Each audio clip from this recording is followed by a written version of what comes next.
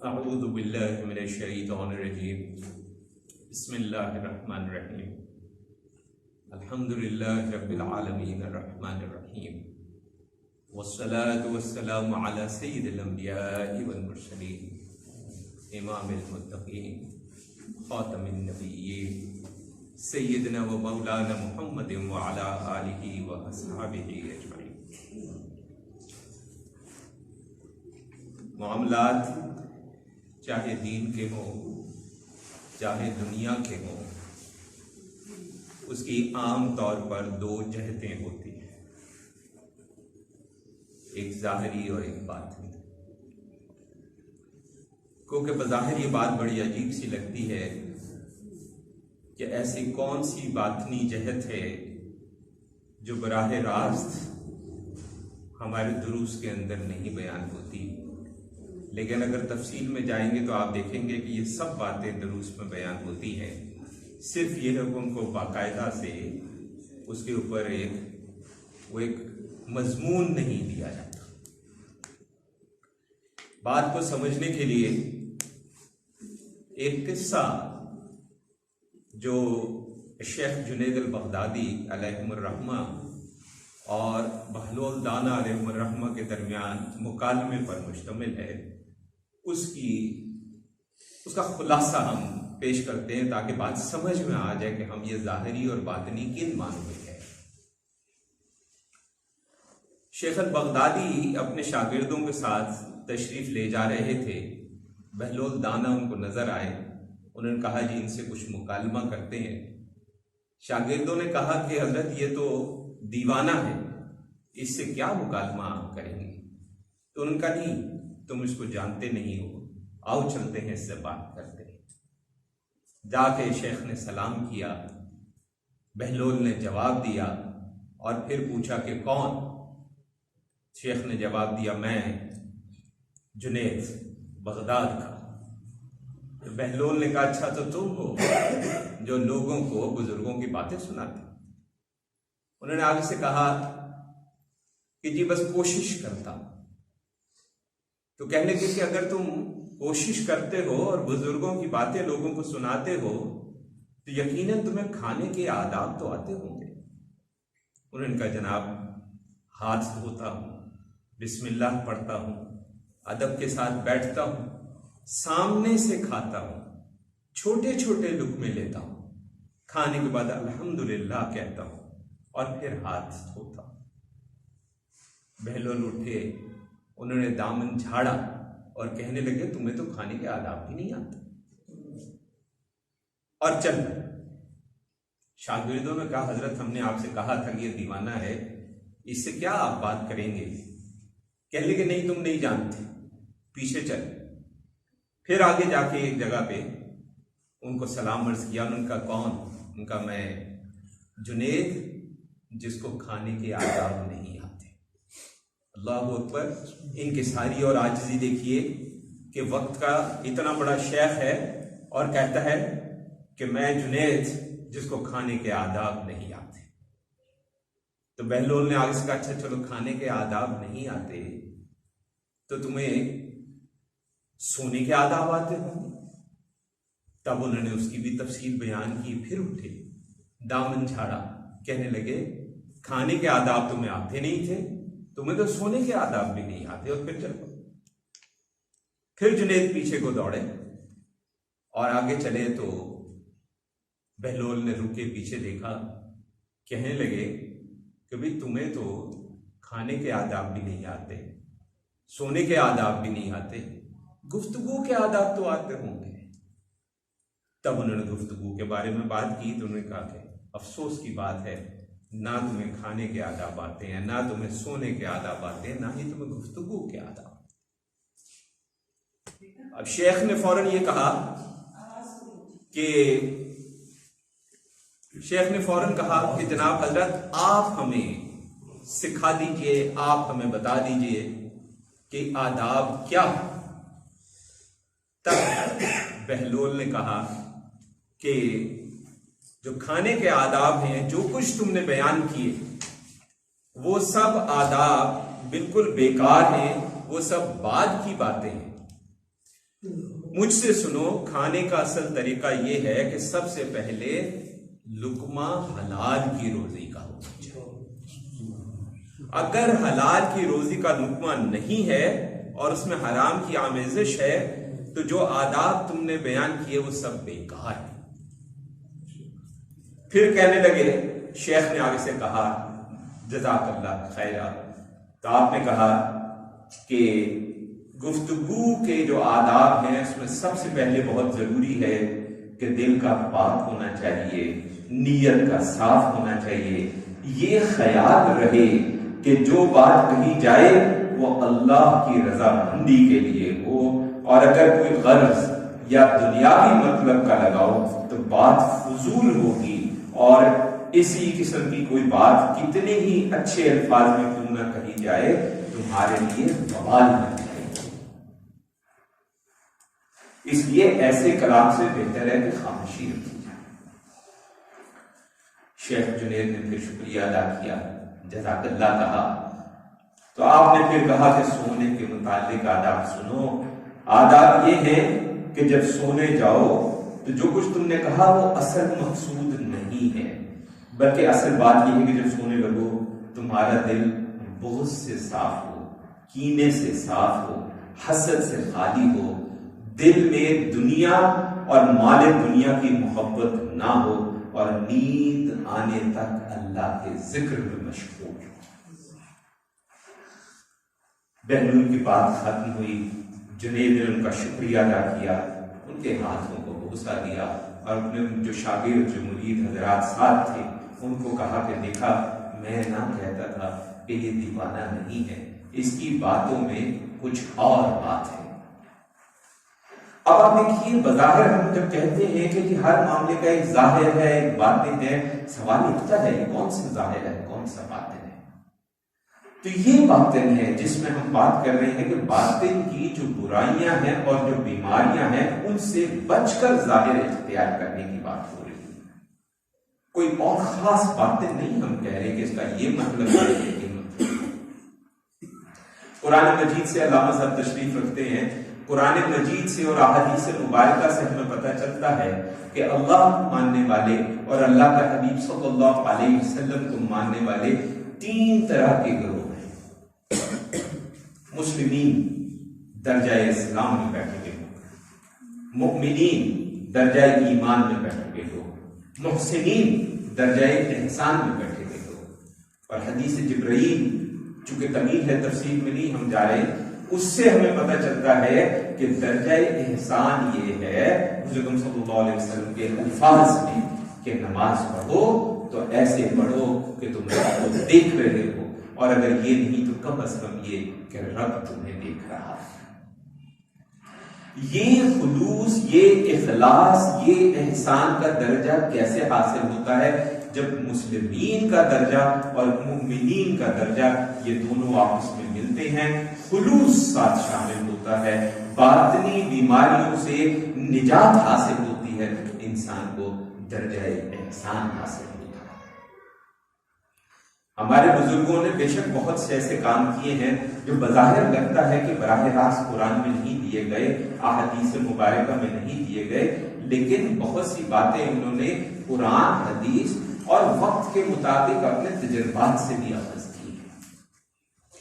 اور 50 کے قریب اندازہ لگائیے، 50 کے قریب باطنی بیماریوں کی فہرست ہم نے دی ہے، اور نہ صرف فہرست دی ہے، ان کی تعریف بیان کی ہے، اور یہ بھی بتایا ہے کہ ان سے بچنے کے لیے ان بیماریوں کا علاج کیا ہے.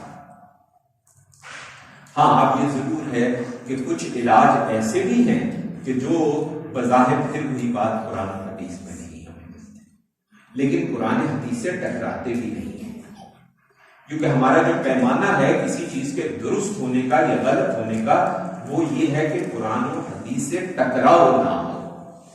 بنیادی اسلامی ہمارے دین کی جو بنیاد ہے اس سے کسی جگہ پہ اس کا اختلاف نہ ہو.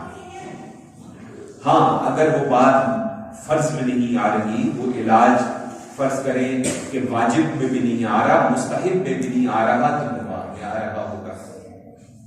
اور مباح ایک ایسی چیز ہے جو کرو تو ثواب نہیں، نہ کرو تو گناہ نہیں، لیکن اس کے کچھ نہ کچھ ثمرات مثبت آپ کو حاصل ہو سکتے ہیں۔ یہ بیماریاں کیا ہیں؟ مثلاً غیبت، مثلاً تہمت، مثلاً جھوٹ، مثلاً ریاکاری۔ اور آج کے دور میں وقت گزرنے کے ساتھ ساتھ آپ دیکھیے کہ ان بیماریوں میں اضافہ اور اضافہ تر اضافہ ہوتا چلا جا رہا ہے۔ اور ہمارے میڈیا نے اللہ ماشاء اللہ، چاہے وہ پرنٹ میڈیا ہو، چاہے وہ آپ کا خبر نامہ ہو، چاہے وہ ٹیلی ویژن ہو، چاہے وہ سوشل میڈیا ہو، تہمت اور غیبت کا ایک ایسا طوفان مچا رکھا ہے کہ نیک سے نیک پرہیزگار ترین شخص بھی جو ہے کسی نہ کسی حد تک اس کے اندر ضرور ڈوبا ہو، چاہے وہ صرف ٹخنا ٹخنا ڈوبا ہو، گھٹنا گھٹنا ڈوبا ہو یا مکمل ڈوبا ہو۔ اس سے بچنے کا راستہ کیا ہے؟ اس میں بچنے کا راستہ اس سے یہ ہے کہ جو قرآن مجید ہے اس کو سمجھا جائے، لیکن حضور صلی اللہ علیہ وسلم کی تعلیمات کی روشنی میں سمجھا جائے، اپنے نفس کی خواہش کے تحت نہ سمجھا جائے۔ یہی قرآن، اسی میں اللہ تبارک و تعالیٰ نے ایک آیت میں یہ ہمیں بتایا ہے کہ یہی قرآن اگر مومنوں کے لیے شفا ہے تو اسی میں ظالموں کے لیے خسارہ بھی ہے۔ جو خسارے والے لوگ ہیں اسی قرآن مجید سے گمراہی پکڑتے ہیں۔ اور اس کی بڑی مثال ہمارے سامنے ہے، وہ لوگ جو ختم نبوت کا انکار کرتے ہیں، قرآن تو وہ بھی یہی پڑھتے ہیں اور اسی قرآن میں ختم نبوت کے الفاظ بھی پڑھتے ہیں، احادیث کو بھی لاتے ہیں، اور خاتم النبیین اور لا نبی احادی کی حدیث کو بھی پیش کرتے ہیں، لیکن اس کی تعبیر اپنے نفس کی خواہش کے تحت کرتے ہیں، نبی کریم صلی اللہ علیہ وسلم کی فرمان کے تحت نہیں کرتے۔ تو اس قرآن کو ہمیں پڑھنا ہے، اس کو سمجھنا ہے، اس کے بنیادی حقوق دیکھیے کیا ہے، پڑھنا ہے، اس سے ثواب حاصل ہوگا، اس کو سمجھنا ہے، یہ ہماری ذمہ داری ہے۔ جب کہا گیا کہ علم حاصل کرنا ہر مسلمان مرد اور عورت پر فرض ہے، تو وہ فرض کون سا علم حاصل کرنا ہے؟ ڈاکٹر بننا، انجینئر بننا، کمپیوٹر سائنٹسٹ بننا، یہ علم نہیں ہے۔ یہ علم ہم حاصل اس لیے کرتے ہیں کہ اس دنیا میں رہنا ہے تو اس دنیا کو برتنے کے لیے اس کی ضرورت ہے، لیکن جو رب کی نگاہ پہ علم ہے وہ کون سا علم؟ اسی لیے ایک بات ہم اکثر کرتے ہیں، بہت سے دوست ہم سے اختلاف کرتے ہیں، ٹھیک ہے، اختلاف سر آنکھوں پر، ہم اختلاف رائے ادب اور احترام کے ساتھ کرنا جانتے ہیں۔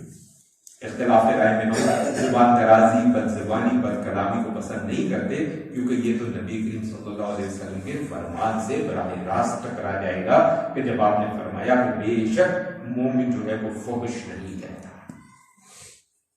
یہ جو گالن گلوچ ہے فحش ہی ہے، ہمارے فحش کا ایک ہی مطلب لے لیا گیا ہے، مگر گالن گلوچ ہر قسم کی فحش ہے، کوئی ضروری نہیں ہے کہ اس میں کوئی گھٹیا قسم کے الفاظ استعمال ہوئے، لب لہجے سے بھی کئی بار بات فحش ہو جاتی ہے۔ تو ہم تو یہ کہتے ہیں کہ یہ جو دنیاوی علوم ہے ہمارے نزدیک یہ علوم نہیں ہے، یہ فنون ہے، اور فنون کی ضرورت ہے دنیا گزارنے کے لیے، علوم کی ضرورت ہے دنیا اور آخرت دونوں سنبھالنے کی۔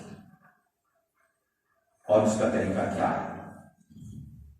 اس کا طریقہ بزرگان دین نے 5 باتیں عرض کی، جن میں سے سب سے اہم بات جو ہے وہ ہے قرآن مجید کو تدبر کے ساتھ پڑھنا ہے۔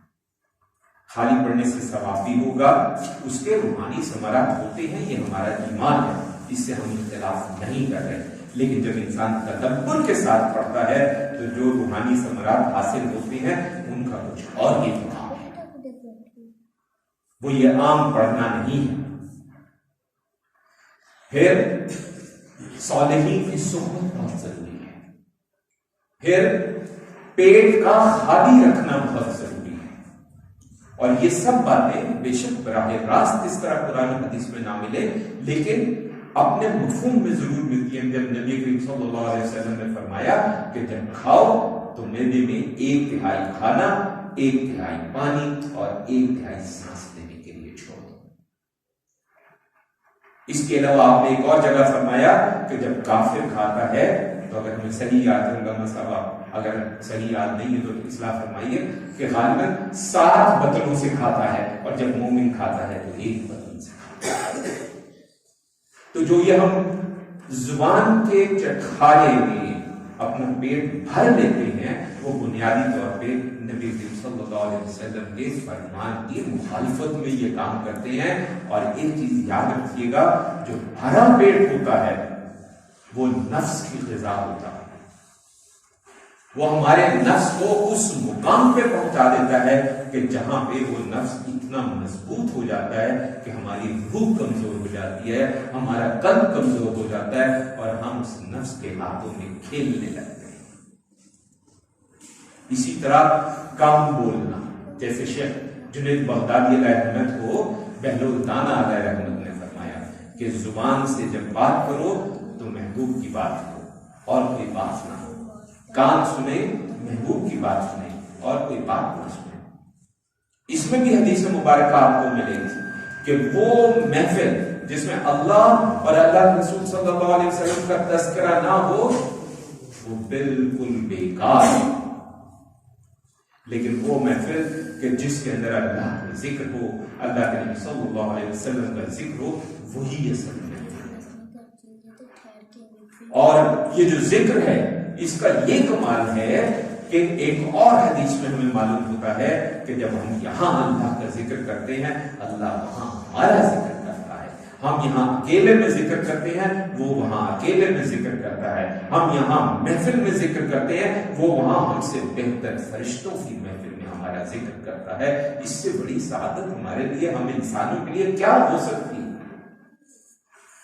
ہمیں یاد ہے 2-3 بار ایسا ہوا کہ ہمارے پاس کچھ دوست ملنے آئے، مختلف قسم کی گفتگو کے بعد کہنے لگے کہ جناب اگر اجازت دیں تو ایک عدد حدیث ہم پیش کرتے ہیں. مگر یہ پیش کریں بسم اللہ. انہوں نے حدیث پیش کی، ہم نے پھر دعا کی اور پتہ یہ چلا انہوں نے بعد میں کہا کہ ہم یہ چاہتے ہیں کہ دنیا کی گفتگو بہت ہوئی ہے، کم از کم اس کا اختتام تو محبوب کی بات پہ ہو جائے، تاکہ وہ جو محفل ہے وہ کہ ہم نے اس میں کوئی برائی نہیں کی، غیبت نہیں کی، تہمت نہیں لگائی، کوئی کسی قسم کی غلط گفتگو نہیں کی، لیکن اس میں بھی ایک ثواب کا پہلو آ جائے، اس میں بھی اللہ کی رحمت نازل ہو جائے اور اس میں بھی نبی کریم صلی اللہ علیہ وسلم نے جو فرمایا اس کے مطابق ہمارا ذکر اس محفل میں بھی ہو جائے جو ہماری محفل سے بہت عظیم تر ہے اور بہت ہی بڑی. یہ جو ساری بیماریاں ہیں روحانی، ہمارے لیے بہت ضروری ہے کہ ہم ان کو جاننے کی کوشش کریں اور ان سے نجات حاصل کرنے کی کوشش کریں. آج کے زمانے میں یہ زیادہ مشکل ہو گیا ہے. ٹیلی ویژن ہے، انٹرنیٹ ہے، اس کے علاوہ ہمارا معاشرے کا عام چلن ہے وہ اس طرح کا ہو گیا ہے کہ انسان کی یہ سچی بات ہے اپنے کان کی حفاظت کرنا، اپنی نگاہ کی حفاظت کرنا، اپنی زبان کی حفاظت کرنا اچھا خاصا جہاد ہو گیا.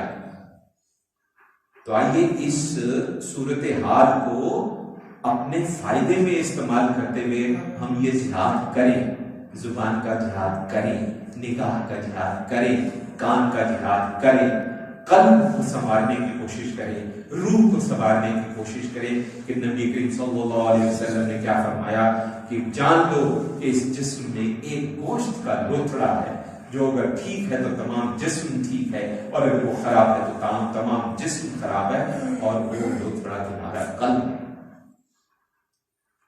تو ہمارے بزرگان دین نے بڑی خوبصورت ایک بات کی کہ نفس سے لڑنے کی بجائے قلب اور روح کو مضبوط کرنا شروع کرو، ذکر الہی اختیار کرو. نتیجہ یہ ہوگا کہ ہماری روح اور ہمارا قلب اتنا مضبوط ہو جائے گا کہ نفس جتنا مرضی مضبوط ہو جائے، جتنی مرضی چھلانگ لگا لے، وہ ان کے اثر سے باہر نکل نہیں سکے گا، ان کے تابع ہو جائے گا اور یہ دونوں بلند ہو جائیں گے اور ہماری زندگی جو ہے اس کا لمحہ لمحہ اللہ کے نزدیک عبادت کے طور پہ لوح میں لکھا جائے گا. اور اگر اللہ نے چاہا تو جب ہمارا انتقال ہو جائے گا، جب ہمارا وقت آئے گا موت کا، تو ہمارا نام اگر رب نے چاہا تو علیین میں لکھا جائے گا. ہمارے پاس ایک حدیث ہے، حدیث براء اس کو کہا جاتا ہے، اس میں اس بات کا تذکرہ موجود ہے کہ جن کی ارواح جو ہیں وہ ہلکی ہوتی ہیں، اور ان کے اندر گناہوں کی اور یہ ساری کمزوریوں کے بوجھ نہیں ہوتے، ان کا نام ایک کتاب میں لکھا جاتا ہے، وہ کتاب علیین ہے، اور جن کی بوجھ پہ بھری ہوئی ارواح ہوتی ہیں ان کا نام اگر ہم صحیح یاد ہے تو سجین سے لکھا جاتا ہے۔ اور دونوں کے معاملات ہی مختلف ہیں۔ جن کا نام سجین میں لکھا جاتا ہے ان کی ارواح سے بدبو کے بھاکے نکلتے ہیں، جن کا نام علیین میں لکھا جاتا ہے ان کی ارواح میں سے خوشبو جو ہے، ایسی خوشبو ان کو لگائی جاتی ہے کہ جو شاید جنت میں بھی شاید ہی کسی بہت بلند ترین مقام پہ موجود ہے۔ نتیجہ ہماری اس گفتگو سے ہمیں سمجھنا کیا ہے؟ سمجھنا یہ ہے کہ ہمارا جو اصل نصب العین ہونا چاہیے، اصل جو مقصد ہونا چاہیے وہ یہ ہونا چاہیے کہ ہم محنت کریں، مسلمین کے درجے سے اٹھیں، مومنین کے درجے تک آئیں، مومنین کے درجے سے اٹھیں، محسنین کے درجے تک آئیں، قرآن مجید کے 5 حقوق پڑھنا، سمجھنا، اس کے مطابق زندگی کو ڈھالنے کی کوشش کرنا۔ بھول چوک رب جو ہے وہ رحمان ہے، رحیم ہے، وہ 70 ماؤں سے زیادہ محبت کرنے والا ہے۔ اس کا یہ مطلب نہیں کہ ہم گناہوں میں اتر جائیں اور کہیں کہ وہ تو 70 ماؤں سے زیادہ نماز کی ضرورت نہیں، اس کی ضرورت نہیں، اس کی ضرورت نہیں۔ وہ 70 ماؤں سے زیادہ جو ہے وہ رحیم ہے، غفور ہے، محبت کرنے والا وہ معاف کر دے گا۔ وہ 70 ماؤں سے زیادہ رحیم اس طرح سے ہے اور محبت کرنے والا اس طرح سے ہے کہ ہم جتنا مرضی گناہوں سے اتر جائیں، ایک دفعہ خلوص کے ساتھ اس کے سامنے سجدہ ریز ہو جائیں تو وہ معاف فرما دیتا ہے۔ یہ ہے اس کی رحیمی، یہ ہے اس کی کریمی، یہ ہے اس کا غفار ہونا، یہ ہے اس کا 70 ماؤں سے زیادہ محبت کرنا، کیونکہ وہ چاہتا ہے کہ ہم اس دنیا سے انتہائی لطیف روح کے ساتھ باہر نکلیں اور اس کے جو جنت میں مقامات ہیں، درجات ہیں، ان درجات میں سے کسی نہ کسی درجے کا مستحق ضرور قرار پائے۔ وہ نہیں چاہتا کہ ہم جہنم کے کسی درجے کا جو ہے مستحق قرار پائے۔ تو درجہ احسان میں جانے کے لیے بھی کیا کرنا پڑے گا؟ یہ ٹھیک ہے کہ بڑے بڑے نیک پرہیزگار لوگوں سے بھی کوتاہیاں بھی ہو جاتی ہیں، گناہ بھی ہو جاتے ہیں۔ سیرت النبی صلی اللہ علیہ وسلم کا مطالعہ کریں، آپ کو بے تحاشا صحابہ کرام رضوان اللہ تعالیٰ علیہ اجمعین کے قصے ملیں گے جن سے بڑی بڑی خطرناک قسم کی کوتاہیاں ہوئی، لیکن انہوں نے ہنستے کھیلتے جو بھی سزا نبی کریم صلی اللہ علیہ وسلم سے تجویز کی انہوں نے قبول فرمائی۔ نتیجہ کیا نکلا کہ جب دوسرے کچھ لوگوں نے ان کا مذاق اڑایا تو نبی کریم صلی اللہ علیہ وسلم نے فرمایا نا تمہیں نہیں پتا کہ انہوں نے کیا کیا ہے،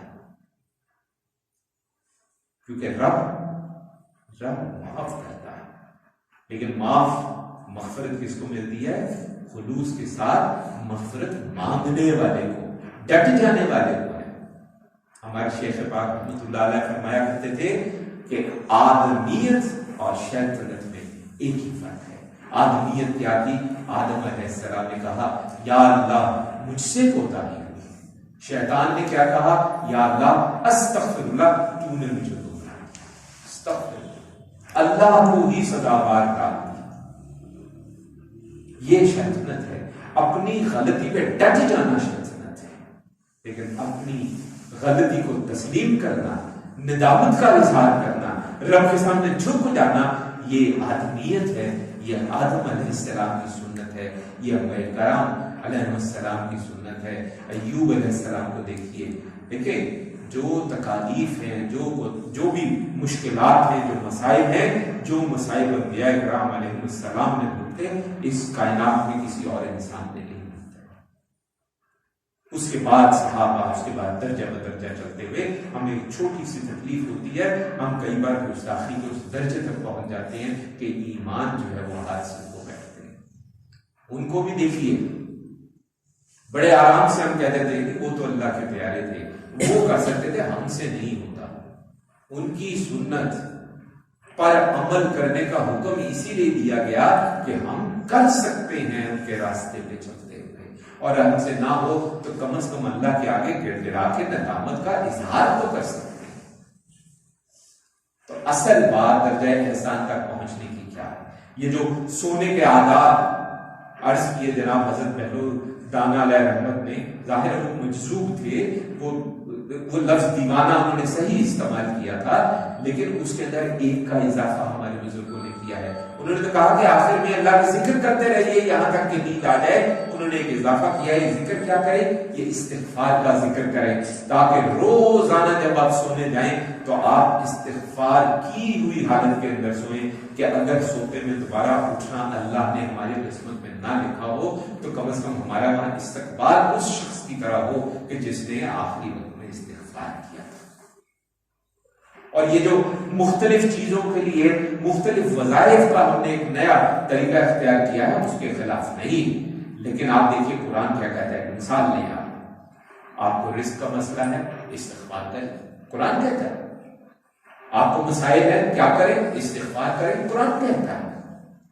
قرآن میں آیت موجود ہے جس میں اللہ تبارک و تعالیٰ نے کہا کہ بارش برستی ہے. ہم پہ جو فضل و کرم ہوتا ہے، اگر اس آیت کا مفہوم سمجھیں آپ، جتنا بھی فضل و کرم ہوتا ہے استغفار کی کثرت کے لیے آپ پہ ہوگا، ہم پہ ہوگا. ہاں اس کے علاوہ مصنون بہت سے ہیں. لا حول ولا قوت الا باللہ، نبی کریم صلی اللہ علیہ وسلم نے فرما دیا کہ جنت کے خزانوں میں سے ایک خزانہ ہے.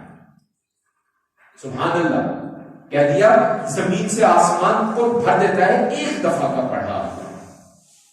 اس کے نزدیک گنتی کی اہمیت نہیں ہے، اس کے نزدیک خلوص کی اہمیت ہے. خلوص کے ساتھ پڑھا ہوا ایک سبحان اللہ کہیں زیادہ بھاری ہے خلوص کے پڑھی ہوئی کئی تسبیحات. سبحان اللہ. استغفار کی کثرت کیجیے. ہم سے اکثر لوگ کہتے ہیں کہ ہر وقت چلتے پھرتے کوئی آسان چیز بتائیے، نہیں جی کچھ اور بتائیے، سبحان اللہ. نہیں جی کچھ اور بتائیے، الحمدللہ. نہیں جی کچھ اور بتائیے، الحمدللہ، اللہ اکبر، لا حول ولا قوت الا باللہ. یہ تو وہ چیزیں ہیں. اور اگر آپ سب اکٹھا پڑھنا چاہیں تو تیسرا کلمہ پڑھیے، کثرت سے پڑھیے، سبحان اللہ، الحمدللہ، ولا الہ الا اللہ اکبر، ولا حول ولا قوت الا باللہ العلی العظیم. ہم نے بڑے بڑے خطرناک قسم کے مرضوں میں مبتلا لوگوں کو پر اللہ کا فضل ہوتے دیکھا ہے، لا حول ولا قوت الا باللہ کی برکت سے. ہم نے کئی ایسے لوگ جن کو ہمارے یہاں آج بہت عام بیماری ہے، ڈپریشن ہے، سٹریس ہے، انگزائٹی ہے، کئی بار اتنی ہو جاتی ہے کہ لوگ سوئسائڈل ہو جاتے ہیں. ان کے دلوں میں دماغ میں خودکشی کے رجحانات پیدا ہوتے ہیں اور ہونے شروع ہو جاتے ہیں. ہم نے ایسے لوگوں کو لا حول ولا قوت الا باللہ کی برکت سے ٹھیک ہوتے دیکھا. اللہ کی طرف پہ جا کے تو دیکھیں، اور اگر کوتاہی ہو گئی تو ہو جائے، پھر اللہ کی طرف پہ چلے جائیں، پھر ہوگی پھر اللہ کی طرف پہ چلے جائیں، پھر ہوگی پھر اللہ کی طرف پہ چلے جائیں. ایک حدیث مبارکہ ہماری نظر سے گزری کہ اگر مفہوم اس کر رہے ہیں، اصل الفاظ نہیں ہے، کہ اگر یہ جو انسان ہے انسان سے گناہ نہ ہوتے اور پھر وہ ندامت اور پھر اس کا معافی مانگنا اور اللہ کو معاف کرنا، اگر یہ نہ ہوتا اللہ اس کو ختم کر کے اللہ ایک نئی قوم پیدا کرتا ہے، ایک نئی مخلوق پیدا کرتا ہے جس سے گناہ ہوتے، اسے ندامت ہوتی، وہ مغفرت مانگتی، توبہ استغفار کرتی، اللہ اس کو معاف کرتا. نبی کریم صلی اللہ علیہ وسلم کی دو احادیث مبارکہ، ایک میں آپ نے فرمایا کہ میں 70 سے زیادہ دفعہ روزانہ استغفار کرتا ہوں، ایک میں الفاظ ہے 100 سے زیادہ دفعہ روزانہ استغفار کرتا ہوں. کوئی بندہ اللہ کا پوچھے، ایک مسلمان پوچھے، نبی کریم صلی اللہ علیہ وسلم جو امام الانبیاء ہے، جو حبیب اللہ ہے، ان کو جو خاتم النبیین ہے، ان کو کیا ضرورت تھی 100 دفعہ استغفار؟ یہ امت کے لیے سبق ہے کہ میں کرتا ہوں تم بھی کرو. کیونکہ اگر ہم سے کوئی کوتاہی نہ ہو، ہمارے ساتھ ایسا ہوا، ہم نے کسی کو کہا کہ آپ استغفر اللہ پڑھیں، میں نے کیا کیا؟ بھائی صاحب سارے دن میں 1000 کوتاہیاں ہو جاتی ہیں، نادانستگی میں ہو جاتی ہیں، ہمیں پتہ بھی نہیں چلتا، ہم کوئی بہت بڑا غلطی بہت بڑا گناہ کر بیٹھتے ہیں اور ہمیں احساس ہی نہیں ہوتا. ایسا ہو جاتا ہے، قدرتی بات ہے. تو اگر نہیں بھی کیا تو استغفر اللہ کیا کرے گا؟ ہمارے بزرگان دین ایک بات کہی، ظاہر حدیث میں غالباً نہ ہو کیونکہ وہ ظاہر ہم دعویٰ نہیں کر سکتے، ہم نے ساری حدیث مبارکہ دیکھ رکھی ہیں، لیکن بزرگوں کے قول میں ایک بات آئی ہے کہ اگر آپ سے کوئی کوتاہی اسے نہیں بھی ہوئی ہے تو یہ جو استغفر اللہ ہے آپ کو روحانی مقام بلند کرے گا، آپ کو بہتر درجات کے اوپر جو ہے وہ پہنچائے گا۔ استغفر اللہ سے بڑا وظیفہ کیا ہو سکتا ہے؟ اور اگر ذکر کی بات کریں، لوگ ذکر پوچھتے ہیں، نبی کریم صلی اللہ علیہ وسلم بتا دیا افضل الذکر لا الہ الا اللہ، اٹھتے بیٹھتے چلتے پھرتے لا الہ الا اللہ لا الہ الا اللہ لا الہ الا اللہ پڑھتے رہے، اور بیچ میں ہر کچھ دیر بعد پورا پڑھ دیجیے محمد رسول اللہ، بیچ میں وقتاً فوقتاً درود شریف بھی پڑھ دیجیے، کیونکہ ایک حدیث ہماری نظر سے اور گزری کہ جو صحابی تھے انہوں نے پوچھا کہ میں فرائض و واجبات کے بعد پھر مفہوم عرض کر رہے ہیں کتنا درود پڑھا کروں؟ آدھا ٹھیک ہے، آپ نے فرمایا ٹھیک ہے بڑھا دو تو اچھا، کل میں چوتھا حصے سے شروع کیا، چوتھا حصہ ٹھیک ہے، آپ نے کہا ٹھیک ہے بڑھا دو تو اچھا ہے، اچھا آدھا کر دو بڑھا دو تو اچھا ہے، 3/4 کر دو بڑھا دو تو اچھا ہے، چلے میں پورا ہی یہی پڑھا کروں گا، الفاظ آئے تمہاری دنیا بھی ٹھیک ہو جائے گی، تمہاری آخرت بھی سمجھ۔ تو اللہ کے نبی صلی اللہ علیہ وسلم نے ہمیں اتنے آسان اور اتنے زیادہ نسخے دیے ہیں، ان میں سے کسی ایک کو پکڑ کر ہم چل پڑے تو ہمیں یہ ایمان ہونا چاہیے کہ ہماری کوتاہیاں، ہمارے گناہ، ہماری غلطیاں سب معاف ہوتی چلی جائیں گی ساتھ ساتھ۔ اور اگر اس کے اندر مخلوق کو بھی شامل کر، آپ نے سنا ہوگا کہ حقوق اللہ کو شاید، لیکن بات ہے شاید اللہ معاف کر دے، کوئی گارنٹی کو نہیں دی کہ لازمی معاف کرے، کسی ہمارے عمل پہ خوش ہو کے اللہ معاف کر دے وہ علیحدہ بات ہے، لیکن کہا جاتا ہے حقوق العباد معاف نہیں ہوں گے جب تک وہ شخص معاف نہ کرے۔ کبھی کوئی ایسی بات بھی ہوتی ہے تو اس سے معافی مانگی نہیں جا سکتی، فتنہ بڑھنے کا امکان ہوتا ہے، تب کیا کریں گے آپ؟ اس کو اپنی دعاؤں میں شامل کر دیجئے، اس کے لیے اتنی کثرت سے دعا کیجئے کہ روز قیامت جب اس دعا کا اجر اس کو نظر آئے تو خوش ہو کے آپ کو ویسے ہی معاف کرے۔ پھر اسی طرح جو لوگ گزر گئے زندگی سے، ان سے کیسے معافی مانگیں؟ اسی طرح کوئی ایسا شخص جس سے ہمیں معافی مانگنی ہے وہ ہمیں پتہ ہی نہیں دنیا میں کہاں چلا گیا، اس سے کیسے معافی مانگیں؟ اب جب منفی سوچ ہم اپنے دل میں پال لیتے تو ہم کہتے ہیں لوگ ہم تو ختم، بس اب تو ہم برباد، ہماری تو معافی نہیں ہو سکتی۔ اگر ہم اپنی دعاؤں میں تمام امت کو شامل کر لیں اور ان تمام لوگوں کو شامل کر دیں جن کو ہم سے چاہے دانستہ تکلیف پہنچی ہے حرکت سے یا نادانستہ، ہمارا ایمان ہونا چاہیے اللہ تبارک و تعالیٰ اگر ان دعاؤں کو قبول فرما دے گا تو اس کو اتنا نوازے گا کہ اس کے بدلے میں وہ ہمیں ضرور معاف کر دیں گے۔ ورنہ کیا کرے آدمی جو گزر گیا، جو نہیں مل رہا، کیا کرے؟ لیکن ہمارا مسئلہ ہی کہ ہم ہر چیز میں منفی ہو گئے ہیں۔ ہمارے ساتھ کئی بار ایسا ہوا، انہوں نے کہا جی خلوص کے ساتھ اگر ذکر نہیں کیا تو کیا فائدہ؟ انہوں نے کہا اچھا جب خلوص آئے گا تب پڑھیں گے، ذکر ہی کرنا چھوڑ دیں۔ اب یہ بھی تو مناسب نہیں۔ ہمارے ایک عزیز دوست ہیں، انہوں نے چھوٹی چھوٹی داڑھی رکھی ابھی، تو ان کے گھر والوں نے ان کو کہا کہ نماز پڑھتا نہیں، داڑھی رکھی ہے۔ وہ اللہ کے بندے نے نماز پڑھنا تو چھوڑے، داڑھی بھی ختم کر دی، نماز بھی چھوڑی۔ وہ اللہ کا کرنا ہوا ہمارے ساتھ گفتگو ہوئی تو ہم نے ان کو کہا دیکھیں بات سنیں، ایک سنت آئی ہے، ہمارا ایمان ہے یہ سنت نماز پہ بھی لگا دیں گے، اس کا مذاق نہ اڑائیں، اس کا دل نہ توڑیں، دل آزاری نہ کریں، کیا پتہ یہی چیز اس کو وہاں پہنچائے۔ ہاں الٹا تاکید کریں اور اچھے طریقے سے تاکید کریں کہ بیٹا ماشاءاللہ سنت رکھی ہے، اللہ تعالیٰ اجر دے، بیٹا نماز پڑھ دیا۔ انسان کی ایک سرشت ہے کہ جب آپ اس کو منفی انداز میں کوئی بات کرتے ہیں تو وہ ضد پکڑتا ہے اور وہ الٹا کام کرتا ہے۔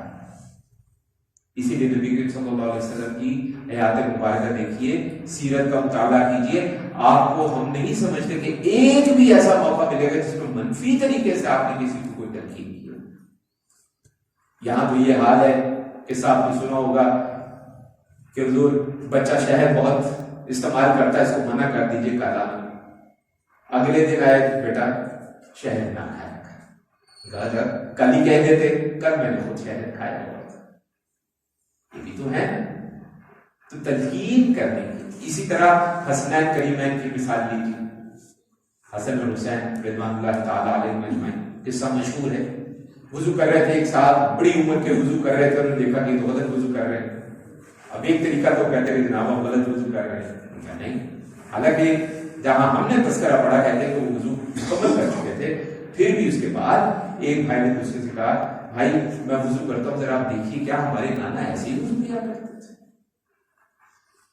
اب وہ جو بزرگ ہوا تھے ان کے کان میں یہ بات آ گئی، انہوں نے توجہ دینی شروع کی، انہوں نے دیکھا بچے نے کیسے وضو کیا ہے، ان کا وضو درست ہو گیا. اب ایک طریقہ تھا کہ وہ کہتے جناب یہ کیا کر رہے ہیں آپ کا تو وضو ہی غلط ہے. ایسے بات نہیں کرنی، تنقید کرنی ہے نبی کریم صلی اللہ علیہ وسلم کا. اسی لیے ہم کہتے ہیں سیرت النبی کا مطالعہ اور خصائص نبی ان کا مطالعہ بہت ضروری ہے، تاکہ ہمیں پتہ چلے آپ بولتے کیسے تھے، آپ چلتے کیسے تھے، آپ بیٹھتے کیسے تھے، آپ کھاتے کیسے تھے. کیونکہ یہ چیزیں ہیں جن سے ہمیں پتہ چلے گا کہ اصل میں قرآن مجید کو اپنی زندگی پہ جب لگایا جاتا ہے تو کیسے لگایا جاتا ہے. جب تک ہم اس راستے پر نہیں چلیں گے درجہ احسان حاصل نہیں ہوگا. اور ایک چیز اور بھی ذہن میں رکھیے کہ درجہ احسان پہ پہنچ کر بھی کبھی کبھی ایسا ہوتا ہے کہ انسان وقتی طور پہ نیچے گر جاتا ہے، پھر محنت کرتا ہے اوپر اٹھتا ہے، پھر وقتی طور پہ نیچے گر جاتا ہے، پھر محنت کرتا ہے اوپر اٹھتا ہے. کیونکہ انسان ہے، کوتاہی ہو جاتی ہے، غلطی ہو جاتی ہے، کبھی کبھی گناہ بھی ہو جاتا ہے، لیکن پھر وہ رب سے رجوع کرتا ہے، پھر وہ اللہ سے رجوع کرتا ہے، پھر وہ اٹھتا ہے. یہ بار بار کا گرنا اٹھنا گرنا اٹھنا، پھر ایک وقت آتا ہے کہ اللہ تبارک و تعالیٰ اس کو منزل احسان سے نواز دیتا ہے، اور وہ مقام آ جاتا ہے جب واقعی ایسا محسوس ہونے لگتا ہے کہ میں رب کو دیکھ رہا ہوں. آپ سورہ الفاتحہ لے لیجیے، ہم سب ترجمہ اس کا تو سب جانتے ہیں، ایاک نعبد و ایاک نستعین، سب کو پتا ہے اس کا کیا مطلب ہے. کبھی غور کیجیے ایاک نعبد، یہ جو اصطلاح ہے عربی میں، پھر علامہ صاحب سے آپ رجوع کرتے ہیں اگر اس میں کوئی کوتاہی ہو. آپ سمجھیں یہ جو صیغہ ہے وہ صیغہ یہ ہے کہ آپ کسی ایسے سے بات کر رہے ہیں جس کے سامنے موجود ہے، جو آپ کے سامنے موجود ہے. ہم تیری عبادت کرتے ہیں ایسے جیسے ہم اس کے دربار میں اس کے سامنے بیٹھے ہیں. تصور ہی کرتا ہے، ہم اس کو جانتا، اس کو ذات کو دیکھ تو نہیں سکتے، نہ ہم نے کبھی دیکھا ہے نہ ہم دیکھ سکتے ہیں. ہمارا ایمان ہے کہ ہم نہیں دیکھ سکتے، لیکن ایک تصور تو کرنا ہے، دل میں ایک تصور تو بٹھانا ہے. ہم اس کے دربار میں بیٹھے ہیں، اس کے آگے بیٹھے ہیں، ہم اس کی عبادت کر رہے ہیں. آپ تھوڑی دیر کے لیے سوچئے، ایک لمحے کو بھی یہ خیال آ جائے دل کے اندر نماز کا عالم کیا ہوتا ہے. کیفیات لانے کی ضرورت نہیں پڑے گی، کیفیات نازل ہوں گی ہم پر. لیکن اس کے لیے کس بات کی ضرورت ہے؟ ہم نے پہلے کہا تو جو 4-5 باتیں ابراہیم خواص رحمۃ اللہ علیہ نے عرض کی ہیں، ہمیں نام یاد آ گیا، جس کے اندر پیٹ کا خالی رکھنا، کم بولنا، اور قرآن مجید کا تدبر کے ساتھ پڑھنا، اور صالحین کی صحبت اختیار. ایسے لوگوں کے ساتھ زیادہ اگر اٹھے بیٹھیں گے تو جب بھی آپ ان سے ملتے ہیں اللہ کی بات کرتے ہیں، اللہ کے نبی صلی اللہ علیہ وسلم کی بات کرتے ہیں. جب آپ ایسے لوگوں سے زیادہ اٹھیں بیٹھیں گے، ان کے ساتھ ملیں گے، ان کے ساتھ گفتگو کریں گے، آہستہ آہستہ وہ جو میل کچیل قلب پر جمع ہوتا چلا جاتا ہے وہ ختم ہو جائے گا. اس پر بھی ہمارے پاس 2 احادیث مبارکہ ہیں، وہ ہم عرض کرتے ہیں آخر میں، پھر ہم اپنی گفتگو مکمل کرتے ہیں. وہ یہ کہ یہ جو قلب ہے جب انسان سے گناہ ہوتا ہے اس کے اوپر ایک سیاہ دھبا پڑ جاتا ہے، پھر اور گناہ ہوتا ہے ایک اور دھبا پڑ جاتا ہے، ایک اور گناہ ہوتا ہے ایک اور دھبا پڑ جاتا ہے، یہاں تک کہ ایک وقت آتا ہے کہ سارا قلب سیاہ ہو جاتا ہے. اس کے مقابلے میں جو حدیث ہے وہ کیا ہے کہ بے شک ہر چیز کی ایک سائیکل ہے، سائیکل کو پالش، لیکن پالش وہ والی نہیں جو ہماری آج کل والی پالش ہے، انسٹنٹ پالش نہیں، وہ جو پرانی ہم آپ تو بچپن میں ہم نے دیکھی ہوئی ہے کہ وہ لگا کے بڑی دیر رگڑنا پڑتا تھا، جیسے پیتل کے اوپر صرف لگانے سے چمک نہیں آتی تھی، بار بار رگڑتے تھے تو چمک آتی تھی. اس کو سائیکل کہتے ہیں، اس پالش. تو نبی صلی اللہ علیہ وسلم کے فرمان کے مطابق اس قلب کی بھی ایک سائیکل ہے، اور وہ سائیکل ہے اللہ کا ذکر. جب ہم اللہ کا ذکر کرتے ہیں تو وہ قلب جو سیاہ ہو چکا ہو اس کی بھی صفائی شروع ہو جاتی ہے. اسی لیے قرآن مجید نے واضح طور پہ ہمیں کہہ دیا ہے کہ جو قلوب کا سکون ہے وہ کس چیز میں ہے؟ اللہ کے ذکر۔ درجہ احسان تک ہمیں پہنچنے کی کوشش کرنی ہے، نہ پہنچ سکے کوئی بات نہیں ہے، کیونکہ اللہ تبارک و تعالیٰ ہمارے حدوث کو اور ہماری کوشش کو نوازتے ہیں۔ ہم نہ پہنچ سکے وہ ایک الگ معاملہ ہے۔ اللہ تعالیٰ ہم سب کو توفیق دے، اذن دے کہ ہم ان معاملات کو سمجھ سکیں اور ان کے مطابق درجہ احسان تک پہنچنے کی کوشش کر سکیں، کہ جہاں پہ ہم پہ وہ کیفیات، وہ انوار و تجلیات وہ اسی طرح واقعی نازل ہو کہ جب ہم نماز کے لیے کھڑے ہوں تو ہمیں واقعی محسوس ہو کہ ہم اس رب کے آگے کھڑے ہیں جس نے ہمیں بنایا ہے، جس نے تمام کائنات کو، اگر اس کائنات کے علاوہ بھی کوئی کائنات ہے تو اس کو بھی بنایا ہے، جس نے ہمیں بھی بنایا ہے، جس نے ہمارے نبی اپنے حبیب صلی اللہ علیہ وسلم کو بھی جو ہے وہ بنایا ہے، کیونکہ خالق تو وہی ہے، باقی تو سب مخلوق ہے، اس کے علاوہ جو کچھ ہے وہ مخلوق ہے۔ ہاں، نبی کریم صلی اللہ علیہ وسلم کا مقام، ان کا مرتبہ تمام مخلوق میں ہمارے ایمان کے مطابق بلند ہے۔ اللہ تعالیٰ نے توفیق عطا فرمائے۔ وصلی اللہ علی خیر خلقہ سیدنا و مولانا محمد وعلی آلہ و اصحابہ اجمعین برحمتک یا ارحم الراحمین۔